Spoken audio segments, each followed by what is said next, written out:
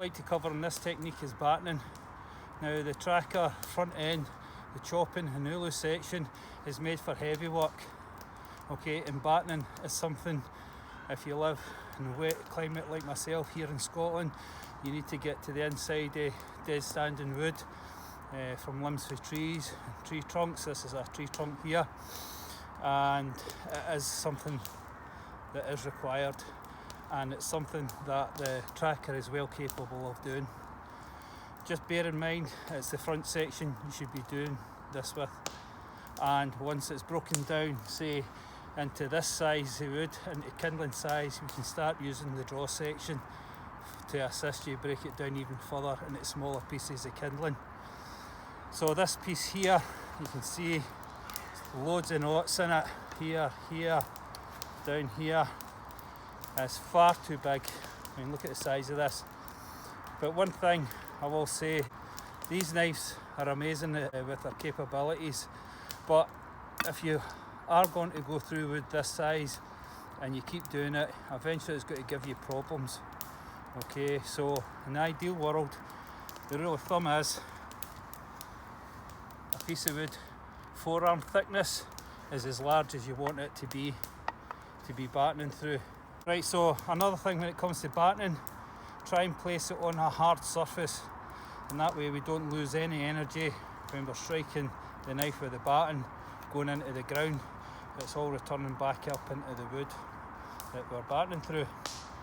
Okay, and another thing is, get yourself a decent sized baton that is of the right size for you with good weight behind it, and this will also help you when it comes to batoning through the wood. Now, as I say, don't be doing it in this size of wood, but I'd just like to show you that these knives are capable of it. Only do it when it's an absolute necessity. Right, here we go. One thing I will say, when you start it, place the blade in at a 45-degree angle, like this. And when you strike it, what it does is it levels it out. The more you strike as it goes through the wood. Now, with this tracker here, it's got a saw, and most trackers do. So just be aware that this will bind up on your baton and chew it up. Okay, and maybe stick to it a bit, which can be annoying after a bit of time. Place it at a 45-degree angle.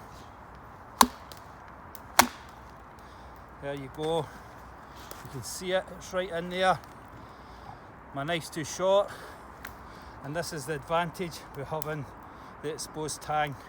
And all we do for here then, to expose the front out here, is get your baton and tap it through. There we go, you can see it's exposed now. Turn that back round because I'm right-handed. And we've got this big limb here, so let's see if it's going to go through it. Yeah, easy. Try again at a 45-degree angle. Strike.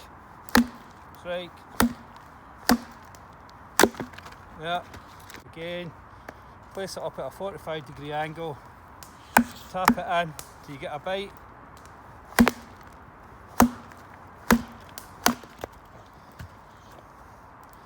I mean, look at that, all the way through this. Right, as I say, don't be doing this in large pieces.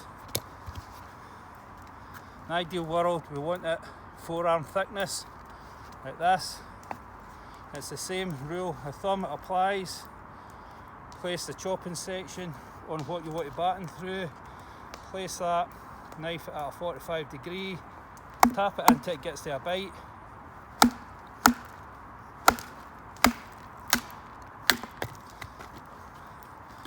And there we have it.